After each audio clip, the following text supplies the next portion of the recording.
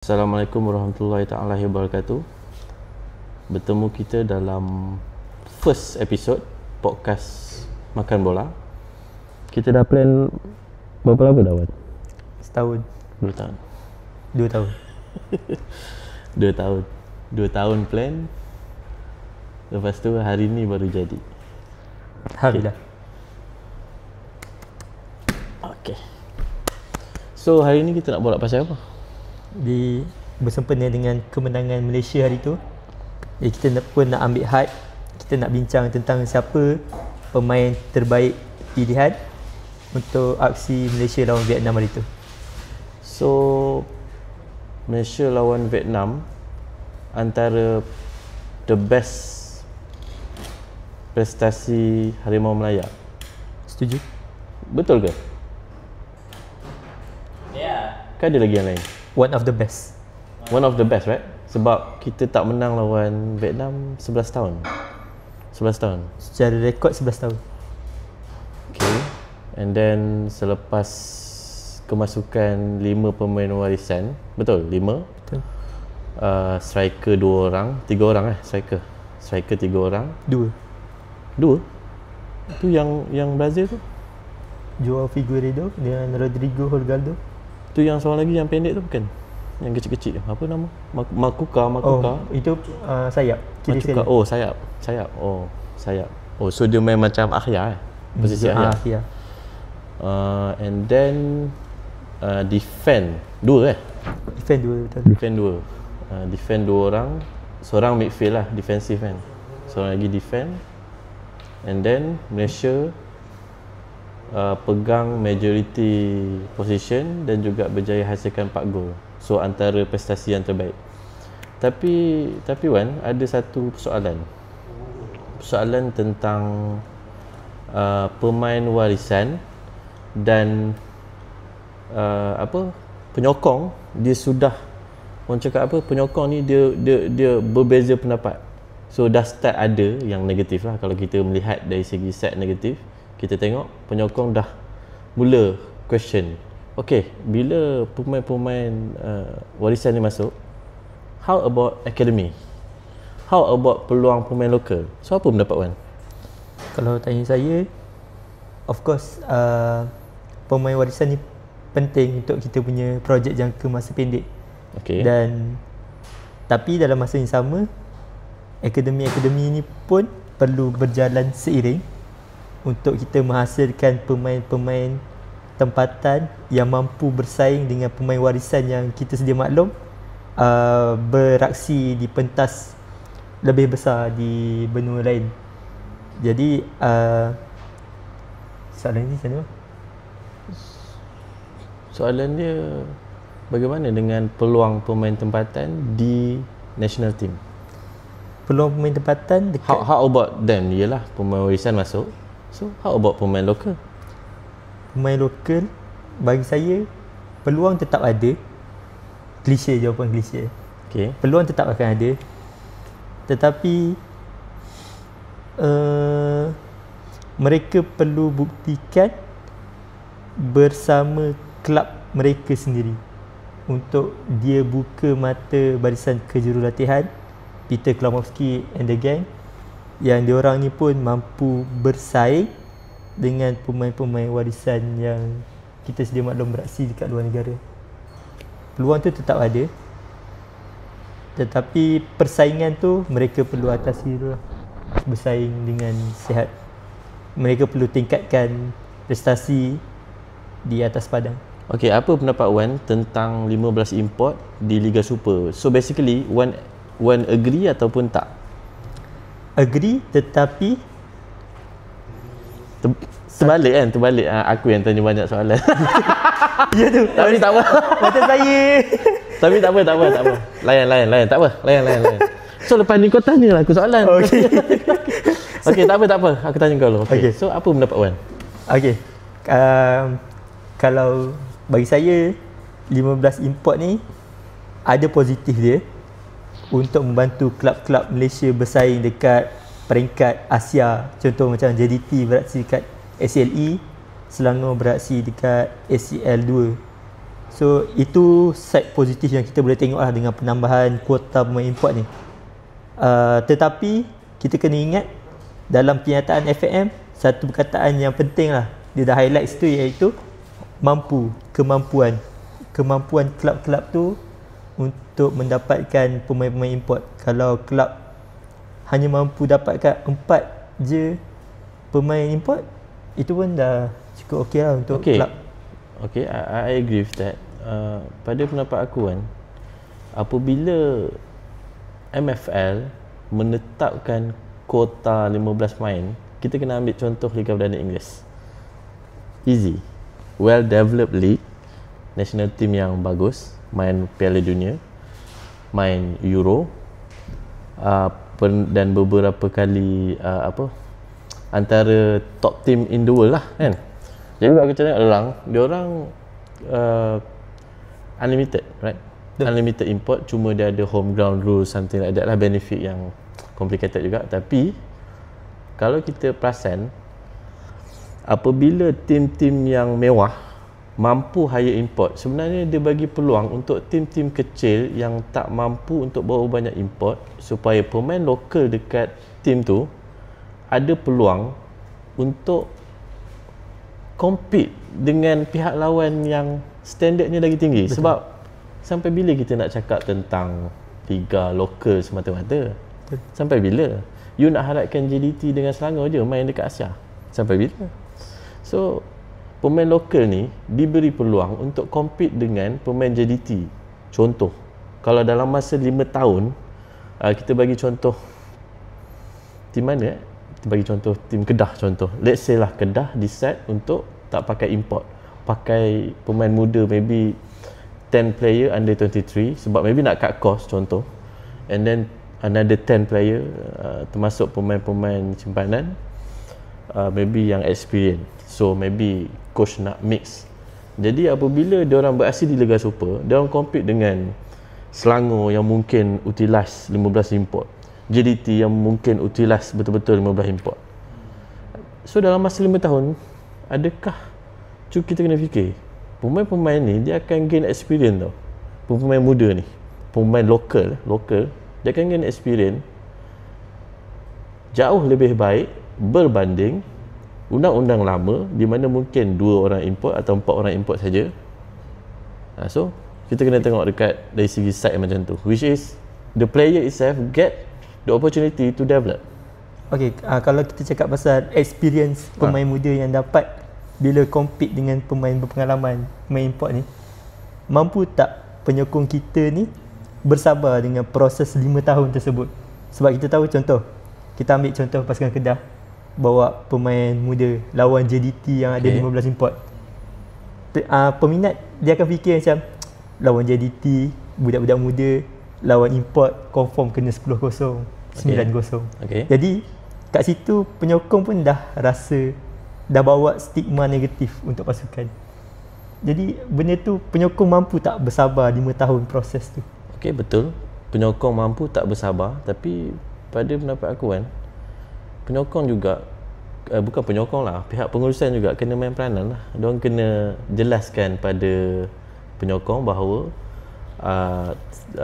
untuk 5 musim ni kita akan pakai pemain muda, tapi kita janjikan development untuk jangka masa 5 tahun.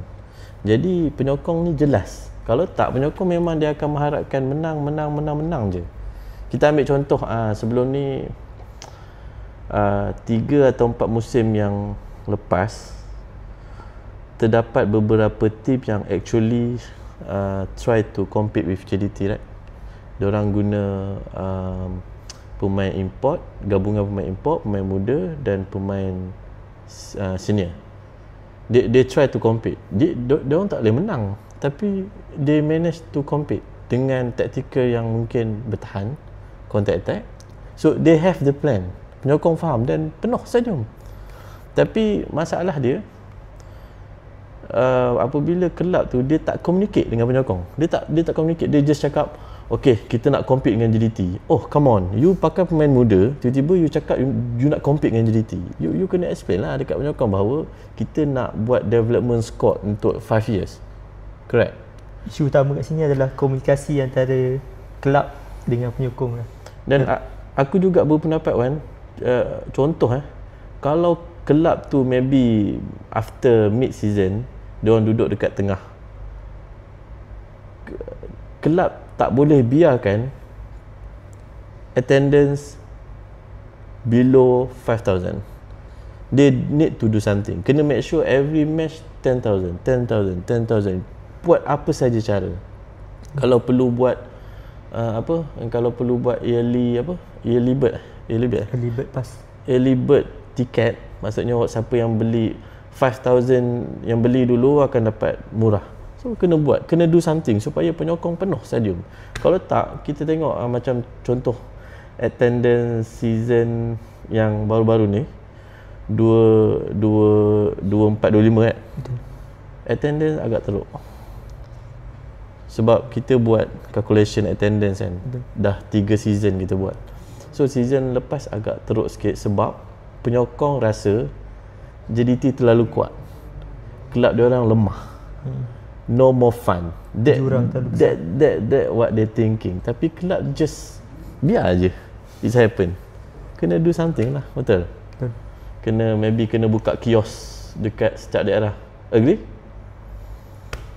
Kios kan? Mungkin kena lantik ejen dekat setiap kampung, ada satu kedai runcit yang memang jual tiket. Contoh. Duta kelab. Duta kelab. Tapi aku tak nampak benda ni. Tak nampak it's happen in Malaysia. Yang aku nampak kelab bagi link jual tiket. Player pun tak ada up benda tu. Promosi kurang. Promosi tak ada usaha langsung. Just mengharapkan tim kuat dan stadium penuh.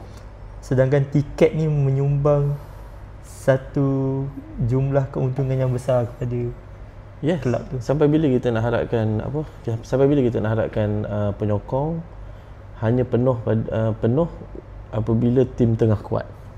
Come on. Sampai bila kita nak buat macam tu? So kita kena do something. Marketing kena betul-betul kuat. Betul-betul ada lah. Kita kena jadikan bola sepak ni budaya dalam masyarakat senegeri itu kan. Okay Wan, berbalik pada pemain warisan. Okay. Penyokong cakap pasal development. How about development? Kita tolak tepi dulu pemain warisan. Kita tolak dulu pemain warisan sebelum kemasukan 5 dan mungkin next kalau ada lagi. Suddenly penyokong tanya, where is the development? So and then cuba kita check balik, tim yang kita sokong sekarang ni, kelab yang kita sokong sekarang ni, ada buat development tak? Ada buat development team tak? Atau ada akademi tak?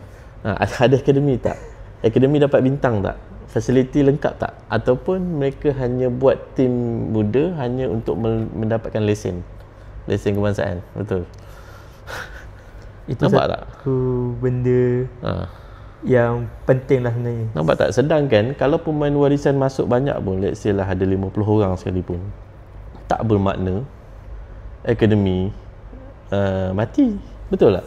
Betul. So dekat mana kaitan dia? So, aku tak nampak. Nampak tak? Sebenarnya kita kena tengok pada positive side. Apabila pemain warisan masuk dalam national team, sebenarnya kita dah letak satu standard yang sangat tinggi. Satu standard di mana pemain lokal kena compete dengan pemain warisan. Tak boleh dah tak boleh macam dulu dah. Okay, aku main let's say aku main Negeri Sembilan, aku top player there, and then aku dipanggil main national team, and then follower aku naik 100,000 dalam masa seminggu atau sebulan sebab aku berjaya skor 2 gol masa Malaysia lawan Vietnam sekian-sekian, and then aku dah start dapat job branding yang banyak, and then aku dah start sibuk, and then aku dah start main social media malam-malam sampai letih, esok training dah tak larat. Lepas tu cukup 2-3 tahun, cukup 5 tahun dah tak boleh nak lari. Betul. Itu satu mindset yang salah sebenarnya. Sedangkan bila ada pemain warisan, pemain lokal ni dia faham actually bila you nak compete in Asia level then go into world level, you kena work harder than now, harder than what we did today. Correct. Betul. So dia dah put satu standard, compete lah. Kalau you tak boleh compete, you nak salahkan pemain warisan tu, you salahkan diri sendiri. Correct. Contoh, kita ada dengar cerita pemain antarabangsa even during holiday diorang bersenam. Jangan cakap pasal kita lah, kita bukan professional footballer.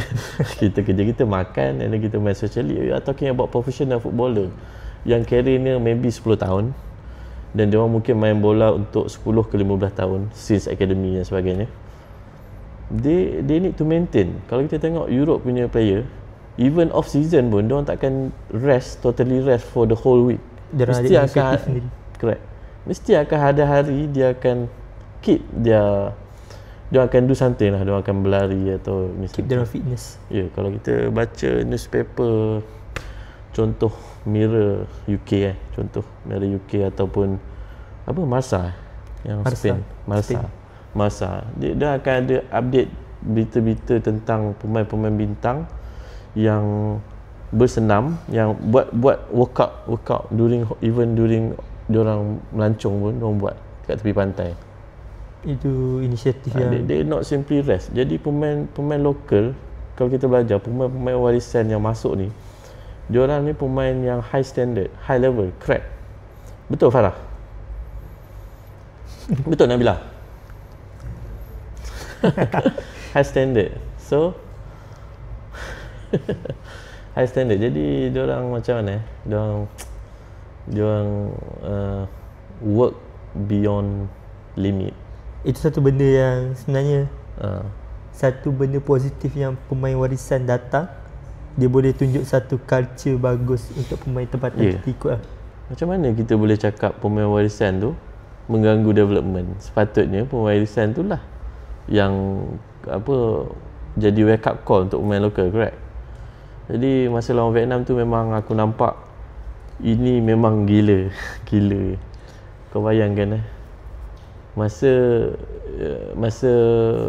first half dan second half tu, siapa main mula yang tu, siapa nama yang goal first tu? Joao Figueiredo. Okay, Joao lagi yang berdarah apa nama dia? Holgado. Lepas tu yang main Sabah FK siapa? John Irazabal, and then siapa seorang lagi? Facundo Garces. 4 orang atas padang. Kalau kita tengok game tu kan, kita tolak striker kejap, kita tengok defensif. Rupa-rupanya pemain warisan diorang main simple je kan, dapat bola, make sure win the ball and then passing. Tak ada pun nak buat sampai atas. Pemain lokal mungkin boleh belajar from that. Actually nak main bola ni simple football saja. Tapi sometimes mungkin kita fikir, mungkinlah pemain lokal mungkin fikir, even kita dekat social league sekalipun, kita yang amateur ni, kita main social league pun kita nak gelecek sampai atas. Betul, sebab kita fikir kita nak puas dan kita nak hebat. Tapi kita tengok sampel pemain yang main dekat La Liga, 11 game terakhir La Liga, the first 11, apa nama dia? Facundo Garces. Facundo, panggil Facundo Garces. Facundo Garces. Bayangkan Garces 11 game terakhir di La Liga bersama kelab dia tu, Alaves. Dia first 11 11. Coach bawa dia masuk selepas dia jadi reserve untuk beberapa perlawanan, masuk straight full. Jadi pilihan utama coach. First 11. Bayangkan. And then tiba-tiba boom, main Malaysia. Hebat main La Liga lawan Villarreal, Real Madrid, Barcelona. Main Malaysia, rupanya main simple je. Nampak tak, benda basic je. Pemain lokal boleh belajar. Sebab kalau kita tengok pemain-pemain even pertahanan Malaysia pun yang hebat-hebat, diorang pun banyak gelecek juga, banyak pegang bola. Tapi Kasih tak pegang bola pun tak lama pun dapat bola passing. So it's about the right passing, two touch, simple things. Cuma maybe kita yang overthinking. Dia faham tugas dia, kerja dekat bahagian belakang, kawal game, kawal back, dan diserahkan kepada kawan-kawan yang lain lah. Dia dapat bola, dia curi bola, dia pass dekat play midfield, buat kerja. And then masa lawan Vietnam tu, kita sebenarnya ada dapat satu benda yang kita dah lama hilang. First touch. Yes. Sentuhan pertama oleh seorang striker. Kita dah lama hilang sebab kali terakhir yang aku ingat lah, siapa nama? Yang main Selangor waktu John JDT dulu tu. Hazwan Bakri. Hazwan Bakri ni aku tak tahu Wan sempat ke tak zaman dia. Sempat. Oh sempat. Okay. Saya umur 20 lebih. Macam lah aku ni tua sangat kan. Okay. Hazwan Bakri antara pemain lokal yang ada first touch yang sangat-sangat baik. Dia Farah, dia top scorer kan. Ada satu musim kan top scorer kan. Dan dia pemain lokal. Waktu tu kita ada import tapi dia top scorer. Tak silap 20 ke 30 gol. Dia bawa Selangor juara Piala Malaysia 2015. That's the last time aku jumpa striker yang ada first touch yang sangat bagus. First touch yang sangat bagus dan dia boleh beat defender. Satu sosok yang kita rindui lah. And then masa lawan Vietnam tu aku tengok siapa yang botak? Figueiredo. Okay. Figueiredo. Joa. Okay, Joa. So aku tengok Joa ni sebab aku apa bila tengok dia main first touch, oh rupanya apa yang Joa buat, dia akan make sure posisi dia waktu orang passing betul. Jadi dia boleh dapat bola tu. Sedangkan defense Vietnam tinggi juga. Sama dia dengan ketinggian dia. So dia still boleh lompat dan dapat bola. And bila dapat bola, dia akan cuba passing belah side. Dia tak bagi belakang. Dia cuba belah side. Maksudnya waktu tu side memang dah faham dah apa nak buat. So easy untuk Joa juga. Ini tu apa yang aku nampak. Lepas tu yang berdarah tu Holgado. Dia work rate dia sangat tinggi. Ada satu moment ni tengah serang ni, tiba-tiba dia pergi patah balik. Dia cuba nak dapatkan, ada seorang pemain Vietnam ni lincah bola tapi tak dapat. Tapi dia kejar gak sampai dapat. Alah dia dapat juga. Dia tak pentas tapi dia make sure dia dapat bola tu. Dia try bagi pressure. Yes. So we learn actually main bola ni selain main simple, work rate kena tinggi. Tapi itulah, bila kita work rate tinggi penat. Betul. Tapi pemain Western tak penat. Jurang fitness antara pemain. So macam mana dia boleh dapat fitness? Kalau tanya saya, fitness sebagai seorang pemain amatur, macam mana dia boleh dapat? Saya rasa daripada segi individu tu sendiri lah. Macam mana pemakanan individu tu sendiri. Yes, food, disiplin lah. So pada aku benda ni lah yang pemain lokal boleh belajar. Betul. Bahawasanya bila main bola mungkin tak boleh dah nak makan tom yum selalu sebab dia oily kan. Dia akan ganggu fitness. Bila coach fitness cakap you tak boleh makan ni tapi balik rumah bantai makan. Itu kat situ kita nampak fungsi hadirnya Dr. Craig Duncan sebagai ketua analisis pasukan. Dulu waktu Craig Duncan dia dulu kelab mana? Dia dulu Craig Duncan dengan Australia. Mana Farah? Australia. Craig Duncan. And then dia apa? Dia monitor kan pemain punya ni kan. Dia monitor pemain punya fitness kan. And then aku teringat tau, coach aku cakap, arwah coach Azman Yusof, bekas coach Harimau Muda dengan Harimau Muda Fakra FC. Arwah coach aku tu, satu hari tu aku makan dengan dia, makan roti canai. Okey Nabila. Okey. Aku makan dengan dia. Aku makan roti canai. Bukan makan. Aku lepak dengan dia dekat dalam kereta. Aku tak ingat lah, dekat macam meja lah. Aku tanya dia, coach, apa masalah bola sepak Malaysia ni? Dia cakap satu je. Dia cakap masalah pemain Malaysia ni adalah food. Bayangkan dia cakap, dia train budak-budak ni, train player, train pagi, sesi pagi. Lepas habis training, semua pergi bantai makan nasi kandar dengan roti canai. Dia cakap habis rosak training hari tu. Habis. So diorang tak dapat pun fitness tu. Sebab diorang makan makanan yang tak boleh dimakan, yang sepatutnya dielak. Nak jadi player ni kena ada pantang juga makan. Memang kena dia kena ada pantang. Which is dia boleh ambil tapi seminggu mungkin sekali macam tu. Dalam kuantiti yang tak banyak. Ya, correct.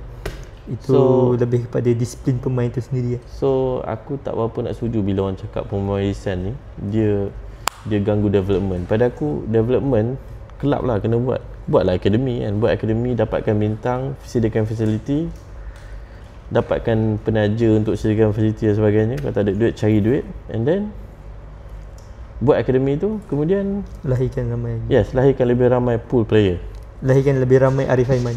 Ya. Ataupun kita boleh guna konsep Jepun.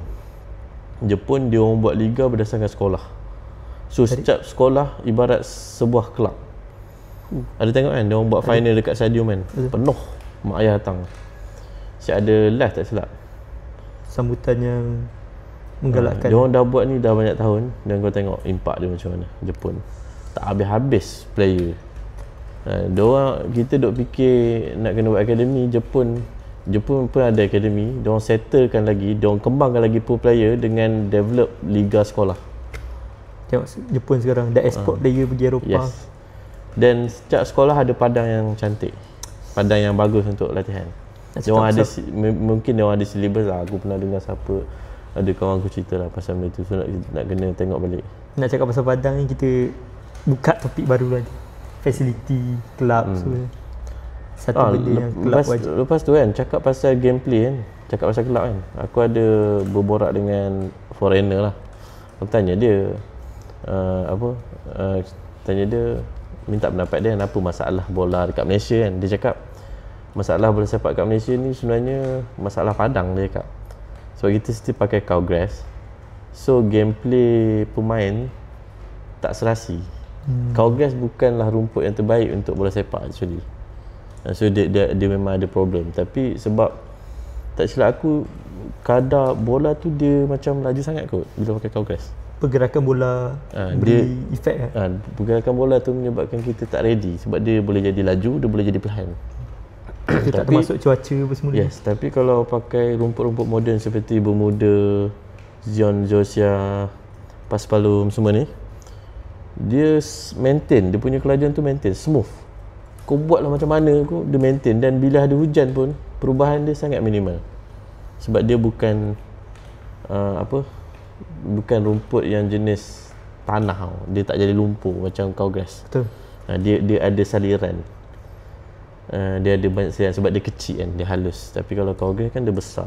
So dia menghalang air tu turun. Dia boleh menghalang air tu turun. Melainkan kita buat well maintain lah, macam Selangor buat kan. Dia tabur pasir, dia jaga selalu. So tu is a different story lah. But still yet modern grass menyebabkan the whole league, contoh kat Thailand lah, the whole league Thailand dia orang main modern football, short pass, berani pegang bola dan sebagainya, disebabkan oleh rumput tu sendiri. Dan itu kita pernah borak kan. Betul.